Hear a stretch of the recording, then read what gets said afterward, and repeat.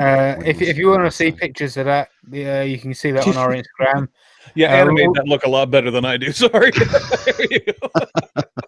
If you want to see pictures of that, also you can also find that over on our Instagram as well. Also, a massive thanks to Al from Al Section for doing that.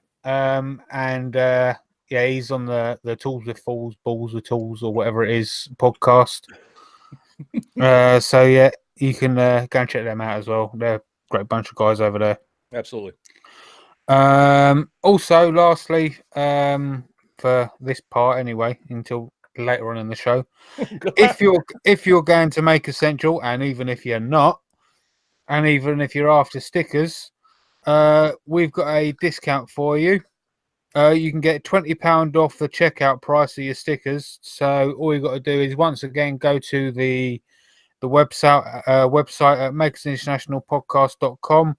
Go to the top of the page and go to stickers, and it will take you to a link where you'll get your discount. That's awesome. So that's it. Right. So if you shoot at Maker Central and don't have stickers, we're going to be mad at you. There you go. Yeah. Such a nice guy, Jamie. And if you're not going to Maker Central, why not? What's your problem? Exactly. Why are you not going to Maker Central? Is you stupid? If you a little thick in the skull. Very good. Is that all the housekeeping then, chaps? I believe so. I think so, yeah. Well, thank you very much and good night. I didn't even get the boxes and briefs question. Well, Andy, being as though you've said it, hey. No, that's my question. Oh, okay. All right then. Well, you're very welcome, Andy. We'll jump straight back to you, seeing as though you are this week's guest, and you're very welcome. Thank you. He wasn't fishing for a thank you or anything. I mean, sorry. Wow. Yeah, no, you don't have to say thank you. I mean, really, I don't know why it's taken so long to get you on, because obviously you're a huge star out there amongst the people of the maker world. Because they're all like, I mean, 42 viewers. And it's because all week long, all I've been seeing is on our, when we shared the fact that you were going to be on with us, is, oh, Andy's awesome, Andy's cool. I'm going, I'm automatically jealous of Andy. What the hell does he do that? You must be some kind of cool. What are you doing, Andy? How are you? I just spend too much time on Instagram, YouTube, Facebook. I think that's what it is. Oh, yeah. He's like an intelligent, skinnier version of me. No, Jamie, he's way better looking than you, Jamie. No, he's better looking than you are. I'm sorry. Yeah. Probably better with a scroll saw too. Andy, I doubt that. Let's get this ball on the road, because I mean, for people who aren't familiar with you, and I don't think there's probably many of them that are listening or watching today that aren't familiar with you, but just in case we're catching somebody who doesn't know who and what you're all about, tell us your story. Go back in time to when you were eating animal crackers, and then bring us up to today. I mean, what's Andy Pugh all about? I was thinking about that, because I thought that might be the sort of question. And I think my making story actually has to go back to the 1930s when my parents were born, because they were born in pre-war Britain, working class families, and grew up through World War II. And then, everything was make, do, and mend, rationing. So there's that right. was throughout. That was kind of quite a fundamental thing. So they grew up, that idea of you make stuff, you repair stuff. My mother was very much into needlecrafts. She would love, if she was still alive, she'd love to see the sort of stuff that Ellen does. If it had a needle involved, she could do it. Whether it was sewing machine, embroidery, tatting, lace making, knitting, crochet, the complete works. Was she doing that because she needed to, or because she liked to, or basically both? Both. Okay. And if you don't mind, I'm going to interrupt you. Where were your parents in Britain before the war started? I mean, what town did they live in? Do you know? My mother was from the Welsh Valleys, so a place called Ebervale, which not very many people have heard of. My dad was brought up in Hereford, which is outside Hereford on a farm. Okay. So they met My mother went nursing. She was did a nurse training in Hereford. My dad did his national service in the medical corps. When he left the army, he transferred into civilian nursing, and then went to the local hospital, which is Hereford, and that's how they met. Awesome. So they were always sort of making things and fixing things. And that kind of continued. When I was sort of young, we didn't have very much money, so Mum would often make our clothes. If there was something wrong with the car, Dad would fix the car. And I'd be there. If the house, the first house I can remember properly as a kid, when we first moved in, there was no bathroom. It was an outside toilet. It was that long ago. So he put a bathroom in. He put an extension on. And was constantly sort of fixing and making things. He then, unfortunately, he developed MS when I was about sort of 10. So couldn't do things like that anymore. But he then used making almost as a therapy for himself. So he started making things like gypsy caravans made out of matchsticks, and all sorts of things. Just matchsticks. They smoked, so they just had hundreds of matchsticks. So as kids, we'd be breaking the ends off, and he'd be kind of making them. There'd be patterns available. So sort of model making in a way. But creating his own model, right? Yeah. And the Welsh love spoons. So it's one of the things that I sort of make quite a lot is carving Welsh love spoons. He did that as well. And that's why I think I've kind of gone into Welsh spoons because of that. I've got several of the ones he made. And just it's a nice thing to do. It's kind of a bit of heritage and things like that.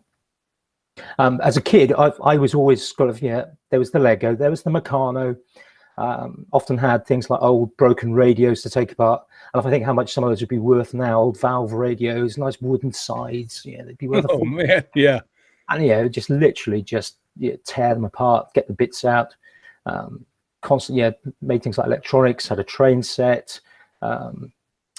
remote control cars. Constantly kind of making things, models. There was lots of making, and lots of books. I mean, my kind of academic background is science, physics, so there's lots of reading, lots of we also had lots of medical books around because obviously they've both been nurses.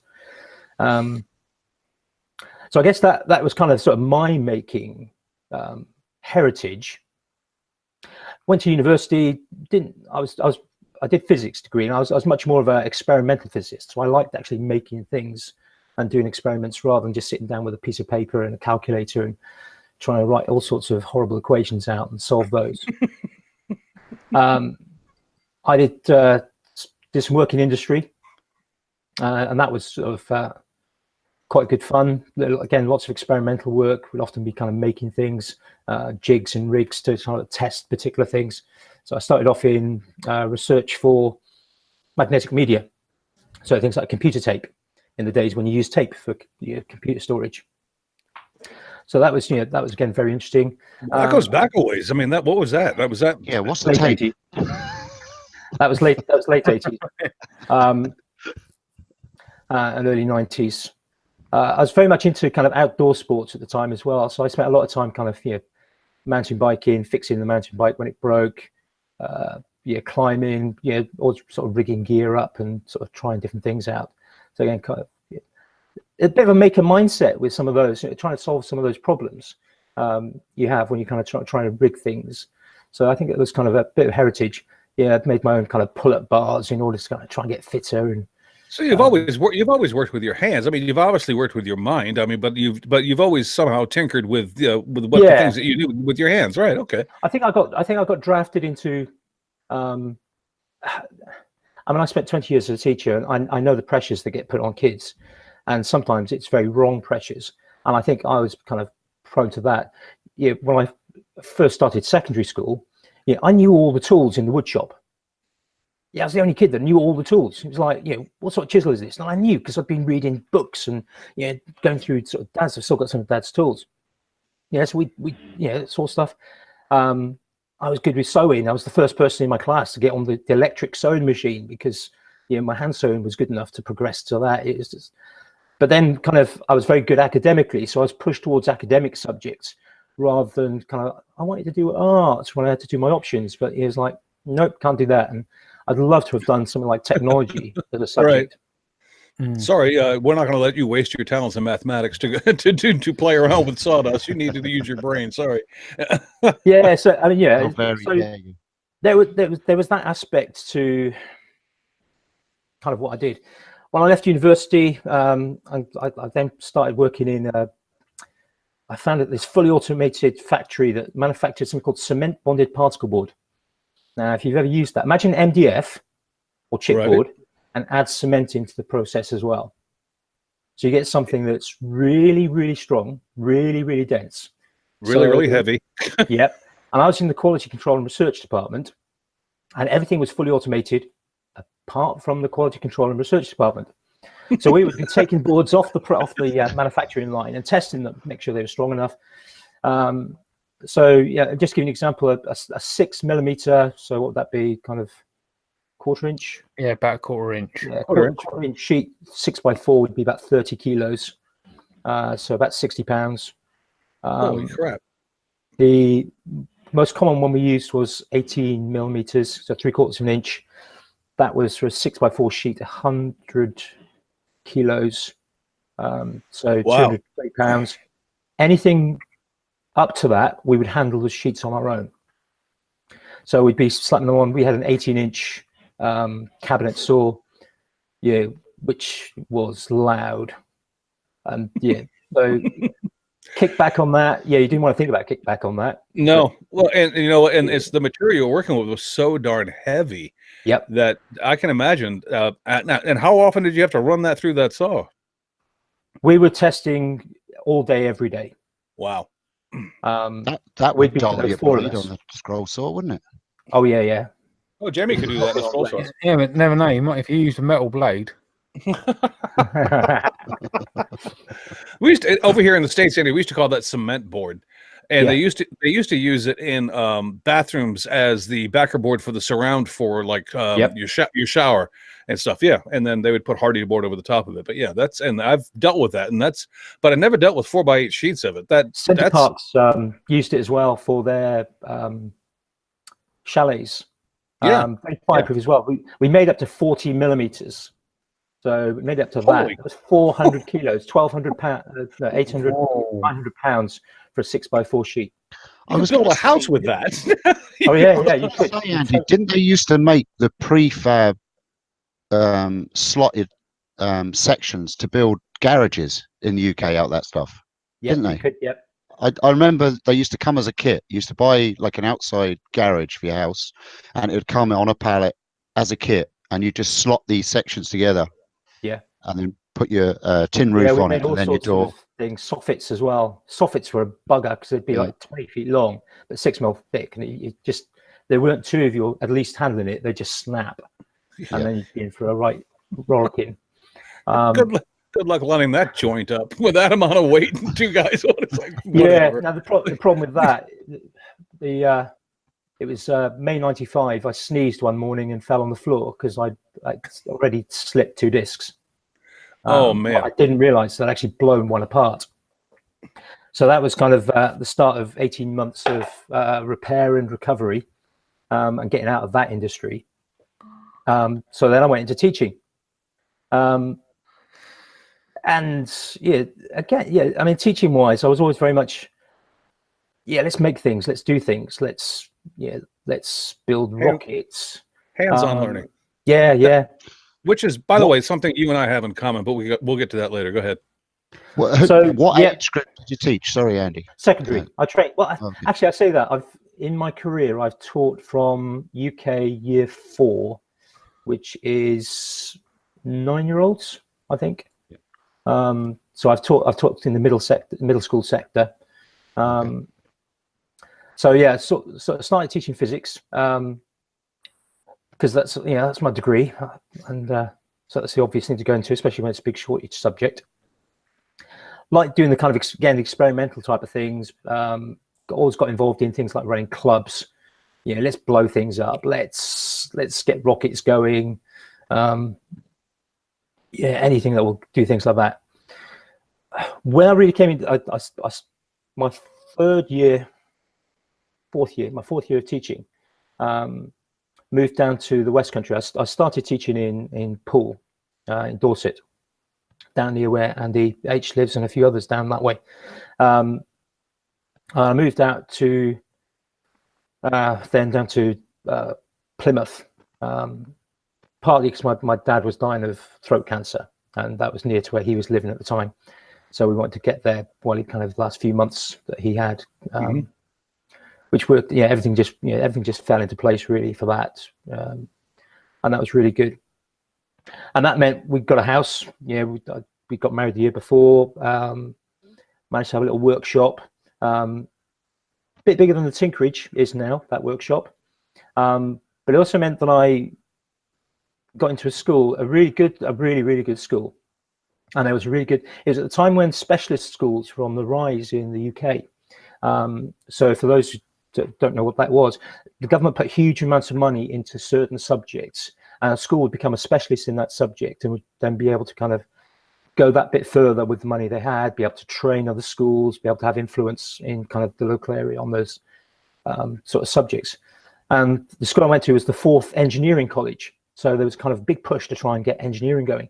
So we were linking the technology departments with all the sort of the craft skills that they had, and things like laser cutters. I've never even seen these things called laser cutters. It's just kind of a thing of sci-fi. They turn up and they go like, "We've just spent £15,000 getting this box. Yeah, it's just like, this will do this and this and this." I was like, I want in on that, please.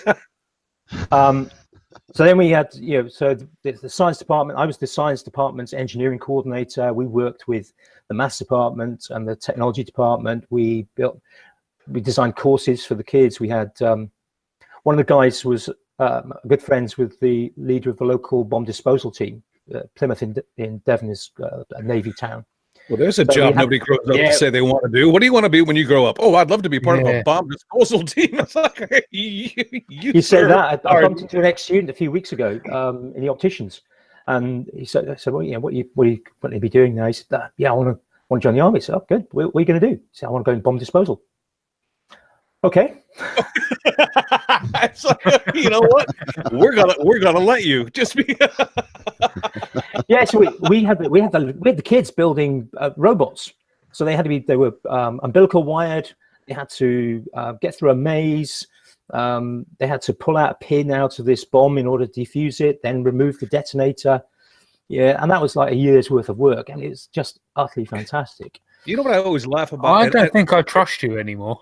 No, it's not that. I don't actually laugh about it. I just kind of wonder, because you know those big suits those guys put on before they go to if that bomb goes off, that suit, I mean, depending on the bomb, is almost worth it. You'd be better off just going there in a t-shirt. No, you've got the wrong idea, Chris. You see, all that suit does is contains what's left, so they don't have to go looking for it. Yeah, apart from fingers. Yeah, it's like a Ziploc bag. That's a bomb disposal bag. Okay, yeah. Wow.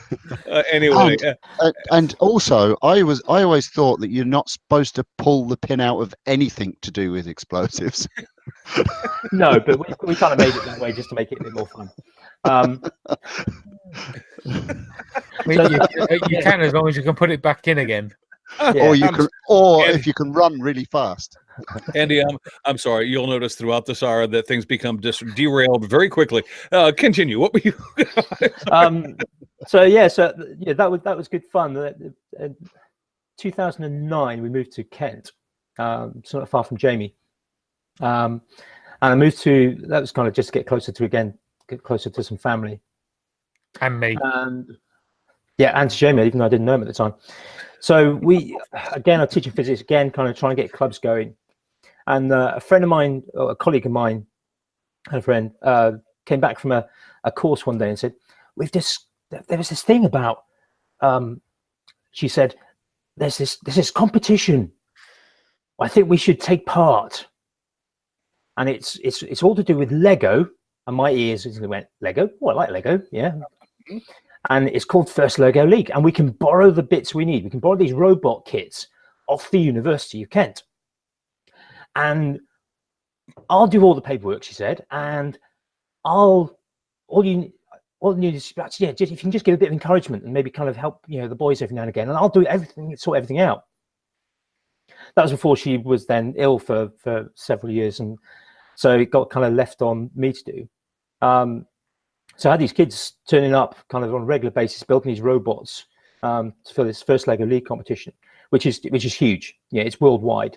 And we kind of, we kind of learned how to program these robots, and we were building it. There's missions to solve, and there's project to do.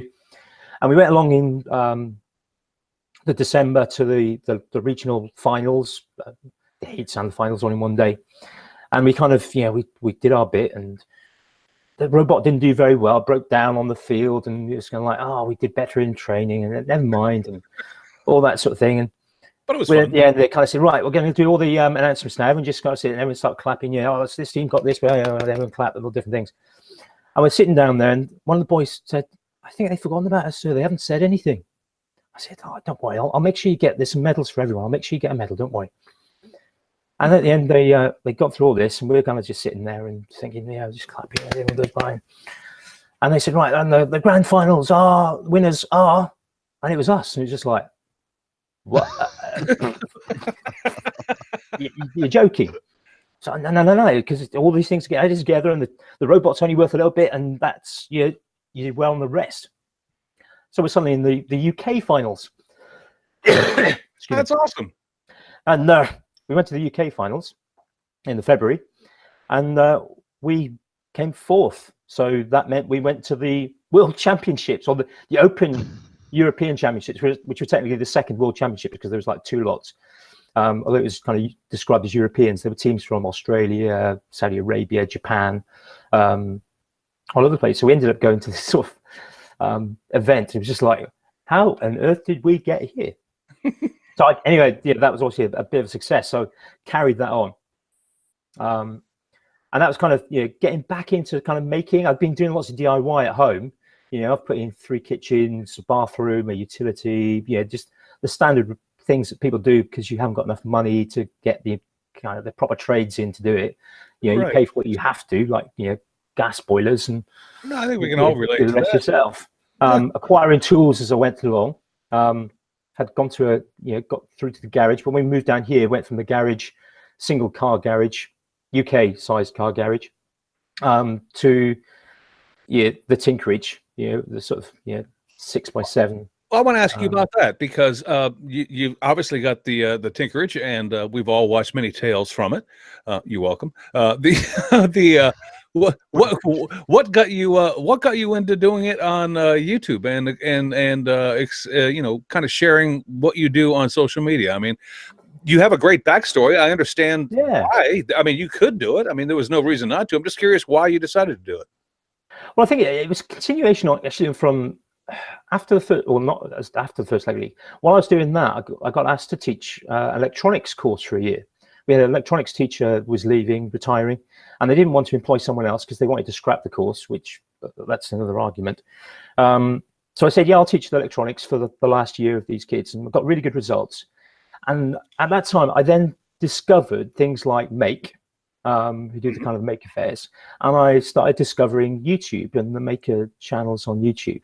Particularly around the sort of electronics, but it was electronic products. So I was trying to find out about things like I'd never done any vacuum forming. So it was, like, how does a vacuum former work? And so trying to think who the might have been Bob Claggett. I saw a Bob Claggett video about that.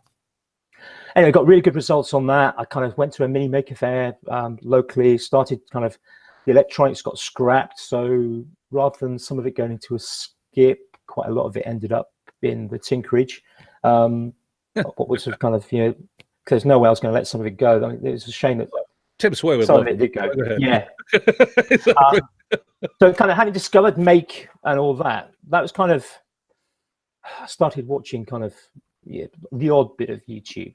But nothing, didn't really get into YouTube as a thing until April 2017. I changed jobs in January 2017. Had a longer journey to work. I was working up in Canterbury, but I started getting problems with my back again. So my back pretty much had been, I've got a bad back. Like most people have got a bad back. Every now and again, get a twinge, just like, But I started getting real problems with my back, and I ended up in April 2017 off work for 3 months. And after kind of the initial kind of let's get as many drugs in as possible to get in control of the pain and can start to kind of be a bit coherent, but still wasn't fit, I started watching. There's only so much daytime TV you can watch. Right. But I watched there's a really good UK show called Money for Nothing, where they kind of take things from a tip and kind of then do something to it and then sell it, and so the money goes to charity. And then there was The Repair Shop, another British show that was really good, kind of like, oh, that's great. But I got fed up with that, but we had a Amazon Fire Stick, so it's just like, oh, I'll get YouTube on this, so I can be lying on the sofa or the floor and I can watch YouTube. What am I going to watch? Well, there was this guy. Obviously, I was already familiar with Bob Claggett. Mm-hmm. Discovered this guy in New York called Jimmy DeResta. He's not bad. Yeah, he's doing all right. Send me a link. I'd like to see his channel. Yeah. Oh, the AK-47 guitar guy. Yeah. Is he the guy that makes them nose picks? Yeah. Yeah, putting marshmallows on. I did the barbecue. That's it. Yeah. Jimmy, if you, and I doubt you're watching, but if you are, just Jimmy's not only is he an awesome maker, he's an icon. He's an awesome human being. Anyway, go ahead, Andy. I'm sorry. All right. No, he. So really I started watching. Obviously, started watching more and more YouTube videos, and started kind of commenting. Started listening to podcasts. Discovered the Making It podcast. This one called Makers International, something or other. Yeah, they suck. Idiots. Yeah, and there was I think it was about the start of some foolish one as well. Yeah, they suck too. I think that was kind of the sort of.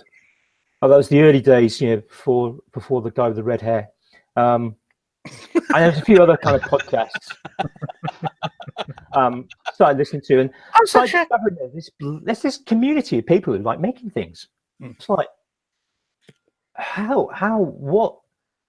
And I thought, well, there's all sorts of people, and I can't remember exactly how it happened now, but it was in the summer, and I think pretty sure it was through Facebook. Managed to kind of bump into Al and Sophie, who were kind of talking about sort of starting YouTube channels and getting things going. And I'd kind of been thinking, well, I could do something like that. I was thinking particularly, so you might know I've actually got 3 YouTube channels. I've got my own one, which is what I tend to use to subscribe to people. I've got the Tinkerage, which is where I kind of put up the making ones, but I also have a channel called Physics Mad. I thought, well, I've recorded videos in the past of kind of things happening, so I can keep it and show it to a class and say, this is how it should work. Because experiments, you get a class to do it, they never work. So you kind of have to get it to work somehow. If you record it, then you can put it up and say, look, it does work, honestly. And so it's kind of like there was some mutual encouragement to get going on YouTube. Also started kind of Instagram at that point. I think I started, my eldest daughter had come home from one of her clubs and said, I want to make a sword for one of my friends. Okay. So I thought, well, so we made a cardboard sword to give to this friend for her birthday. Which was an awesome sword. Spray paint and embellished it. And I was actually quite pleased with that. I thought, put some on Instagram, and people were starting to like it. It was just like, oh, this is quite good. And actually, for me, it was a very good therapy as well. It's kind of, when you got bad back, it's very easy to kind of just go, everything just sucks. But to actually see other people, to try and encourage other people. I've always tried. I'm not always very good at it, but I try and encourage people. No, you are good at it, Andy. You are good at it. No. There are times when I'm not. There are times when I'm a grumpy old git, and well, you know what? I was teaching. It doesn't show on this side of the camera. Okay, I mean, you may be a grumpy old git while you're doing it, but I don't notice. I mean, yeah, that's funny because I've had the bad hair days myself, but I've gone ahead and put a video out anyway. But that's pretty funny. So I started doing things, and I set myself a challenge of trying to get something up every day on Instagram. And that kind of got me back into, not really back into, but it it was good training for my photography. I've been doing photography for well over 30 years. But it's one of those sort of things, activities, hobbies that kind of, it goes in a bit of a cycle. Sometimes you don't touch your camera for months, and other days you carry your camera around taking 3,000 photos in a day. So there was that going, and I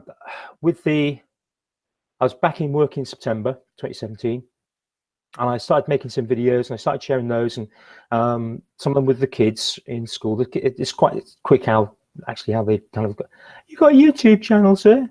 How do you know about that? It's like, it starts a wildfire. Yeah, there's you can't hide that anymore. No, and Instagram as well. I started getting a lot of kind of followers on Instagram. So eventually I went private for a while on my Instagram. Kids don't need to know about this one. Yeah.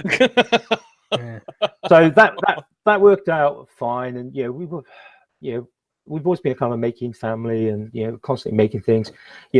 My youngest, for her 8th birthday, she got a proper toolkit. Proper tools, not these kind of they were little ones, smaller hand-sized ones, but they're stuff that will actually last her a lifetime. And that's actually quite useful. We keep that toolbox in the house, which is quite useful if you need screwdrivers quickly or a pair of pliers. But then the back started playing up again, and November 17, I had to go off work. I kind of had to take a halt on videos then as well, because it would look a bit fishy perhaps if I was kind of fit enough to make videos, even though actually you can make videos without having to be able to move very far and do very much. But some people might not like it. Parents can be a bit iffy about things like that at times. That's so I kind of had to sort of peel off then from YouTube for a while. I'm trying to think sort of timescale then. So basically, to put it in the words of one of my doctors, my back is buggered. I'm at degenerative discs now, so most of my lower back is a complete mess. So I can't sit. Sitting is the worst thing, so I'm on a standing desk most of my time. I can't lift heavy things anymore, and things like that. And that does take a toll as well, physically, as well as then into you mentally. So kind of sometimes making things have been a bit hard. It's one of the reasons why I've struggled with videos this year. I've had to give up teaching now. As of April, I was no longer a teacher. I'm hoping to get back into making things, but I've been doing sort of bits of carving. For those who are watching it live, there's kind of something I started working on today, which is for a music teacher friend of mine. She's a Welsh love spoon, for those listening, with kind of treble clef and bass clefs and a heart. That's one of the spoons that you were talking about earlier. Yep. So that's going to be a Welsh love spoon. That'll get sort of cut out, scroll saw, most of it out, then it'll be shaped in a bowl. I'd like to suggest something to you, Andy. Sorry, Jamie. While you're off work, seeing as though you're such an expert at winning competitions, you should start just entering a crap load of competitions around the world, because you're bound to win them all anyway. Well, I've won a few. I've won a few little ones. Yeah, you should win all of ours. Well. You've won all of ours. So well, I'm hoping to win the next one as well. I really like Alex's marking knife. I think that would be.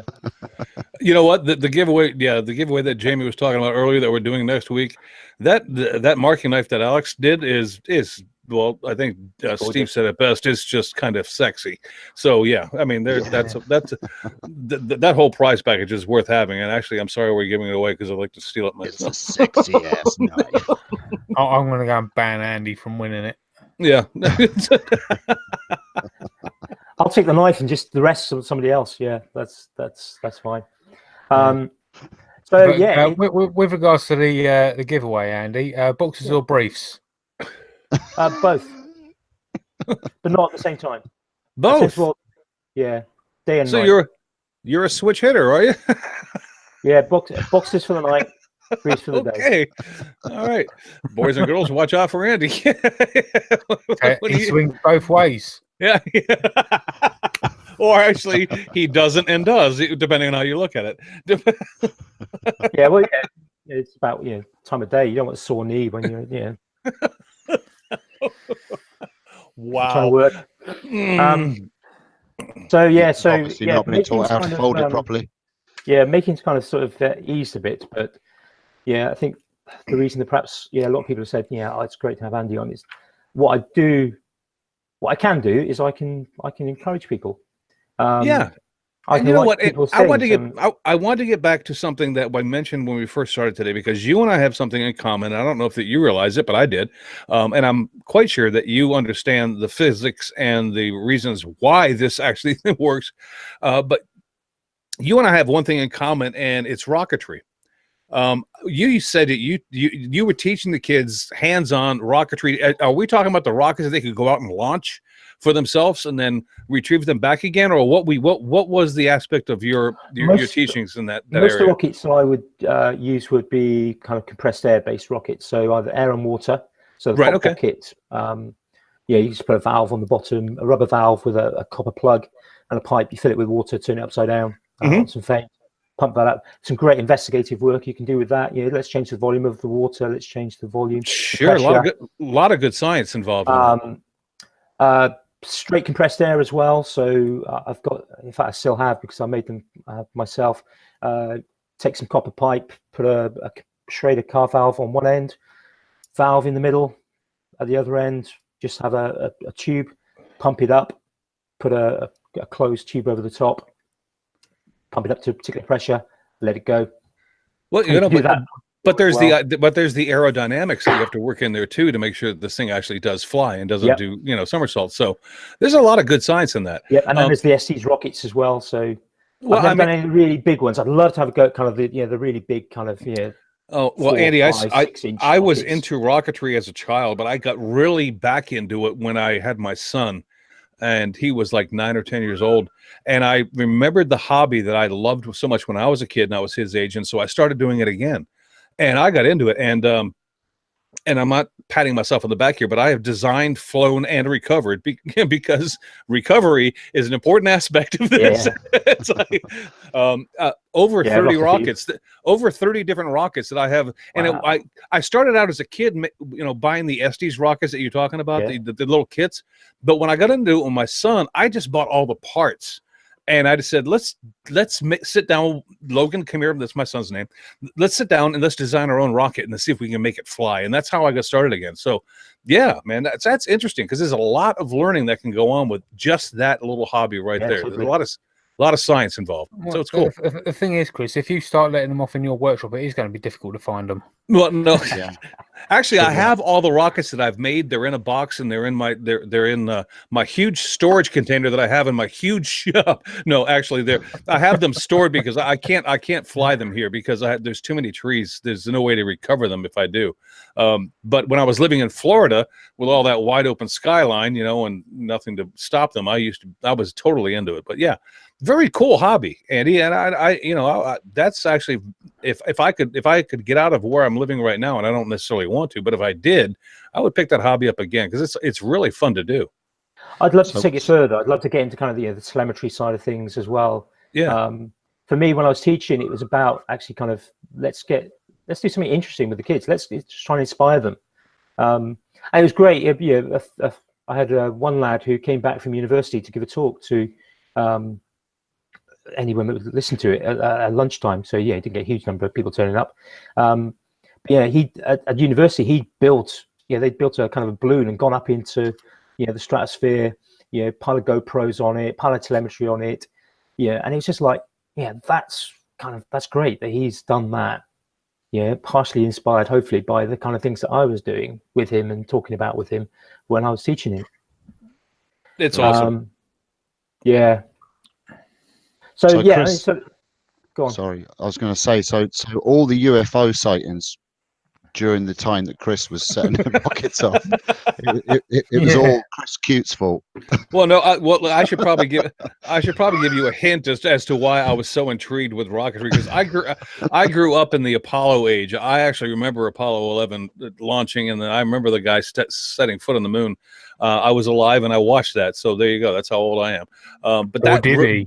Well, no, but that period of time, that was a very, very intriguing subject, and a lot of people were into it. And so that's actually how Estes rockets and a lot of these companies that were building rockets at that time got their business going because there was so much interest in the aerospace. But besides wanting to tell you to, F off, Steve. That's that's where my interest lied as a child. All right, so let's move I think on. for, I think love for a you lot too, of young Chris. boys, particularly back in the kind of the 60s and 70s and the 80s, the space race was a real thing. It was. Yep, it was. Something. I mean, I wrote to NASA when I was 10. Because I was going to do this project in school on space. Yeah, and they sent back a wodge. It was a big paper envelope. Kind of, I guess, kind of US letter-sized envelope, but it must have been 3/4 of an inch thick, just stuffed full of all sorts of papers and interesting documents about kind of the space shuttle, particularly because they were developing that at the time, and how they'd gone to the moon and all the various aspects of that. And it was just it was inspiring. How many people in the kind of the 70s and 80s wanted to be the $6 million man? They wanted to be an astronaut. They wanted to kind of go up into space. I could never have played with rockets because I lived on the flight path of Luton Airport. Well, you know what? That probably would have inspired me more to go say, I wonder if I could hit one of those. Oh, you could touch them from my bedroom window, believe me. Oh, well, in today's days, the FAA would be at my door because I guarantee you I'd be out there aiming at one of them. It's like, I bet I can hit that. Yeah, that's why I put a ban on them drones, isn't they? Mm-hmm. Yeah.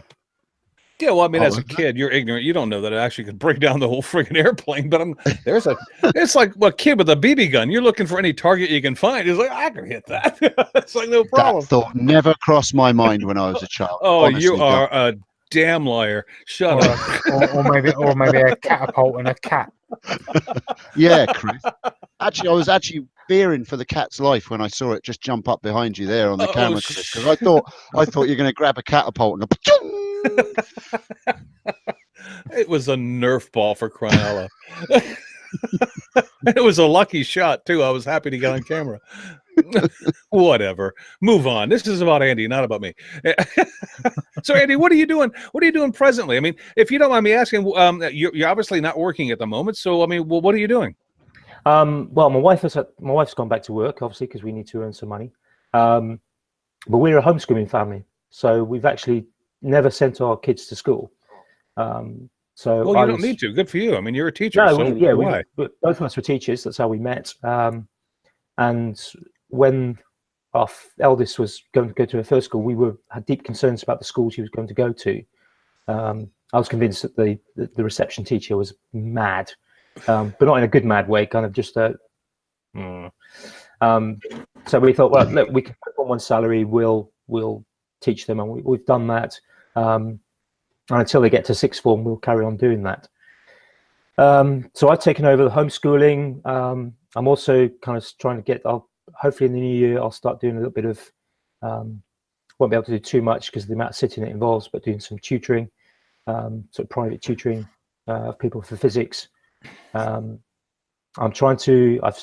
actually sort of officially set myself up as self-employed to do photo editing. So awesome. I've been doing photography, as I said, for 30 odd years. I've been doing digital for quite a few years now. Did you ever work as a even if it was just like a sideline gig? Did you ever work as a professional photographer where you were actually paid for your work? When I first left university, and I spent my first year. I kind of on my CV I put it down as a gap year after university. Basically, I was not interested in getting a job, particularly because I was so interested in. I was doing mountain biking, climbing, caving, hill walking. I was probably averaging over 100 miles a week just on foot, never mind on a bike. Right. I was doing I was in a cave rescue team. I was just doing anything I could outdoors. I was helping out with a local air training corps squadron, doing their training for them for outdoors because they didn't have anyone that could train anyone kind of mountain skills. So I was doing stuff like that. I wasn't that fussed on getting a paying job. I eventually had to. But I signed up for a photography course. After the first year, I thought, I've got to do something. So I signed up for a photography course. Thought, yeah, I'd quite like to do that, professional photographer. I did think about maybe going into kind of outdoor ed, as an outdoor instructor. But a very good friend of mine kind of said, do you know what it's like? Yeah, because he'd been doing it for like 20 years. And his knees were wrecked and his back was wrecked. And so maybe not. But 3 weeks after I started on the course, I got a job.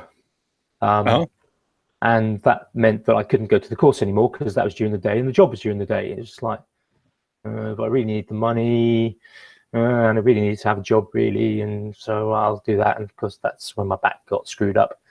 I have done a couple of little gigs, sort of sideline gigs with photography. It's not something I can do now though, because the weight of cameras, decent cameras are heavy. I'm walking around all day just with sort of a couple of cameras on. I can't do it, but I can edit. So that's the plan, is that I will be homeschool dad, occasional bit of tutoring, and a freelance photo editor. Could you not do something like maybe have a studio with like a green screen or something like that? Where people bring their kids or their pets. Yeah, bring their kids. It's the cost. There's quite a lot of quite a lot of those already around. But it's the money. I'm intrigued by that only because my father was made his living as a photographer.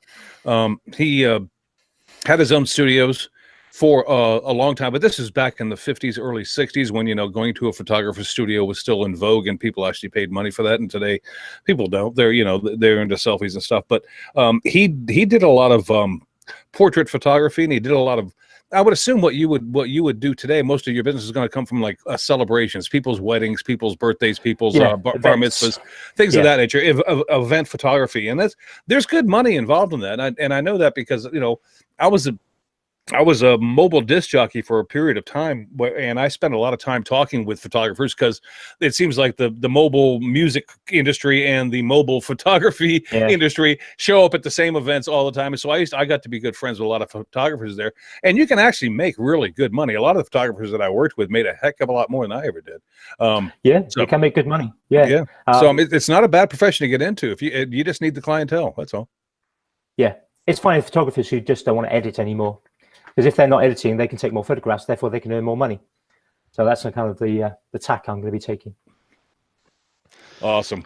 Well, we are, I'm afraid, running out of time, as Chris is curling up lip can tell me. He's got the shakes, he's supping on the beer, and what can I tell you? Must be getting close to the hour mark now with about 5 minutes to go. So we are traditionally going to go to the shout outs this week. I suppose we'll go to you, Andy, first. Do you have a shout out this week? If you don't mind, I've got two. Give me a chance to write. Give me a chance to write. When he takes over. Give me a chance to write them down, Andy. Go ahead. You let yourself in for, let me on. First one I wanted to sort of shout out. He's been putting out quite a few videos lately. Dan the Maker Man. Oh yeah. He has. It's just his videos. They're really relaxing. I mean, there's so many people I could shout out. Great videos. We've done most of them. But certainly Dan the Maker Man. His videos lately. The second one I want to shout out, I think, was in the chat earlier. Matt Berry Custom. Berry Custom? Yeah. Berry Custom. He hasn't got, I think he's got about 11 videos at the moment, something like that. And let's give him some love. Quality of his videos is fantastic. His entry to the Zombie Challenge was just awesome. The storytelling, great making. And the guy's, he's a gent. He's an awesome guy. He's really kind of a good guy. And I'd like to think that maybe in a few years' time, Matt's going to be pretty big in the UK maker scene and worldwide, obviously. Is this channel name Matt Berry or Matt Berry? Berry Custom. Berry Custom is the channel. Got it. No problem. I just want to make sure I get the proper link. I think he's Matt Berry Custom or Berry Custom on Instagram as well.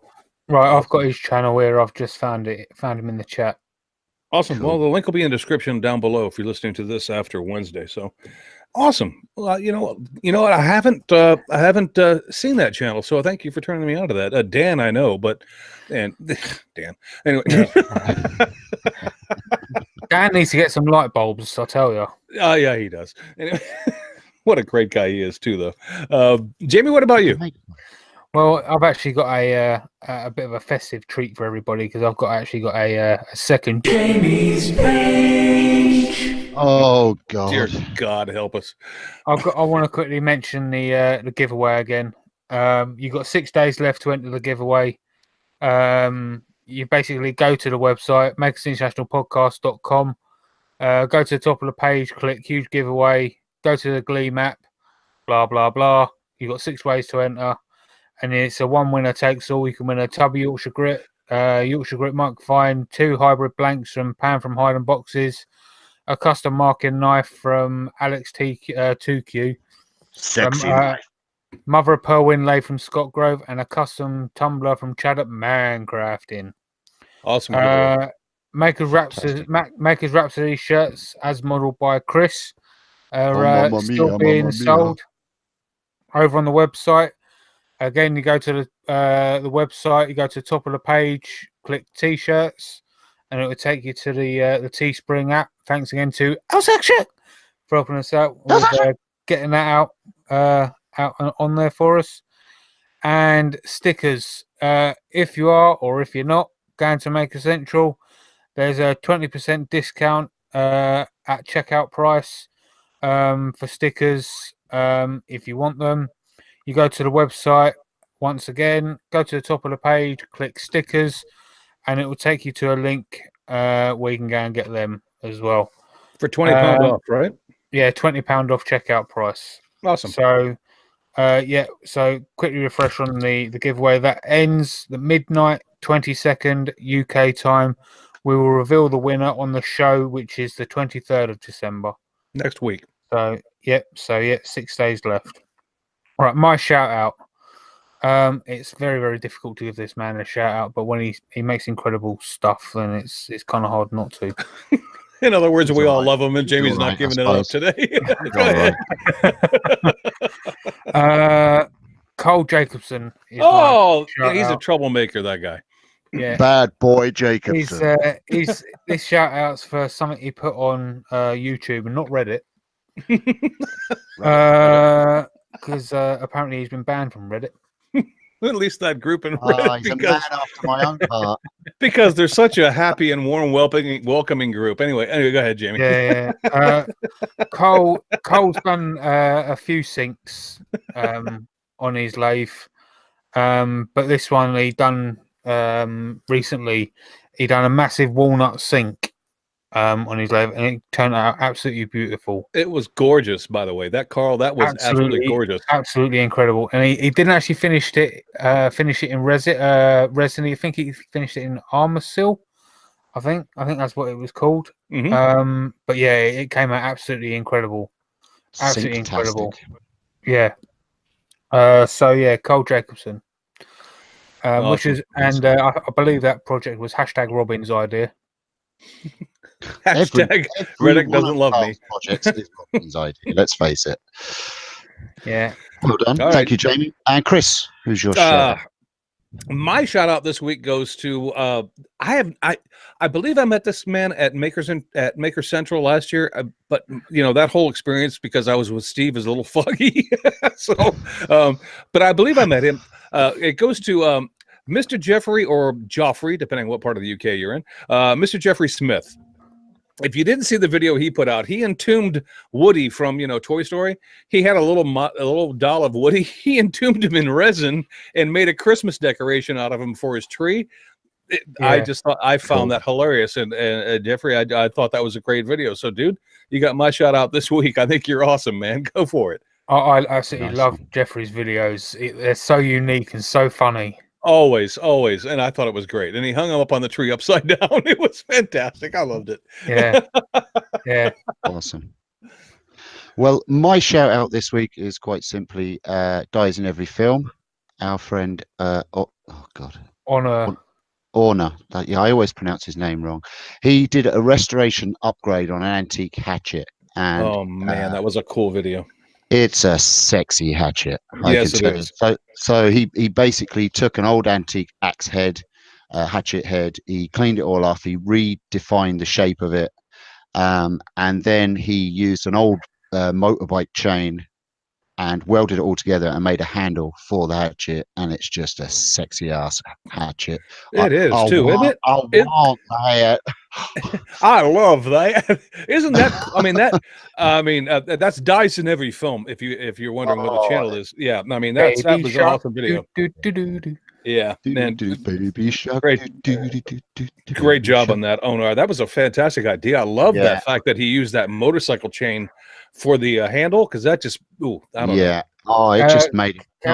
Can we also mention that he's actually got t-shirts for sale now? So if you want one of his t-shirts, head on over to his Facebook page and send him a message. No, we can't mention that. Well, no, I just did. Because that would be free advertising. We don't do that. We don't do that. No, sorry. What is free advertising? I just went and bought one of his shirts. Well, more for you. Oh man, I think Andy, you're a gentleman. Thank you for putting up with us for the past hour. It was very cool to get to meet you for the first time and actually talk to you face to face. So, thank you for coming on with us today, man. Yeah, absolutely, a pleasure to have you on, Andy. I'm not that nice, so I won't go that far. And I've actually subscribed to you now, which is fantastic.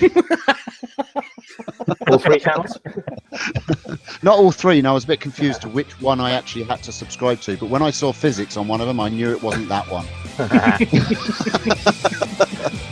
Well, listen, it's been an absolute pleasure. Thank you very much, Andy. Thank you, chaps. I think we'll end it there, or will we? No, well, we may stick around, but for the listening audience on Wednesday, I'll just say, have a great week, everybody. Take it easy, everyone. Bye. Ta-ta.